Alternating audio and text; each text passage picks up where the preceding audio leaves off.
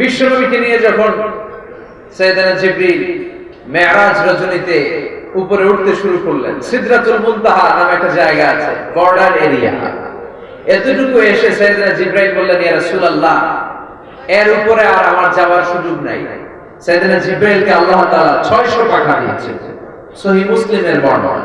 কারণ রাসূলুল্লাহ সাল্লাল্লাহু আলাইহি ওয়াসাল্লাম রাআ জিবরিলা ওয়া লাহু 600 জানাহ। আল্লাহ রাসূল সাল্লাল্লাহু আলাইহি ওয়াসাল্লাম সাইয়েদনা জিবরাইলকে ওনার নিজ আকৃতিতে জীবনে দুইবার দেখেছে। কয়বার? বিশ্বনবী দেখেছেন যে আল্লাহ তাআলা ওনাকে 600 পাখা দিয়েছে। কয়শো? সাইয়েদনা জিবরাইল বললেন, ইয়া রাসূলুল্লাহ, ইয়া হাবিবাল্লাহ, এই জায়গার নাম সিদরাতুল মুনতাহা, সীমান্ত বৃক্ষ, বড়ই গাছ। এইটা হচ্ছে আমার লাস্ট ডেস্টিনেশন। এটার উপরে আর যাওয়ার সুযোগ আমার নাই। আমার সৃষ্টির পর থেকে আজ পর্যন্ত লক্ষাধিক নবীর কাছে আমি ওহী নিয়ে গিয়েছি। এই জায়গায় কান পেতে আল্লাহর আদেশ শুনেছি, আল্লাহর দেয়া বাণী নিয়ে নবীদের কাছে পৌঁছে দিয়েছি।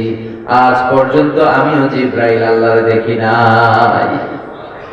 এটা আমার শেষ বর্ডার গো নবী। এখান থেকে আমি উপরে যেতে পারবো না। যদি 1 ইঞ্চি আল্লাহর অনুমতি ছাড়া আমি উপরে যাই, আমার 600 পাখা জ্বালিয়ে সারখার করে দিবে কে? ও নবী, এখান থেকে আপনার খেলা শুরু, আমার খেলা শেষ। আল্লাহু আকবার।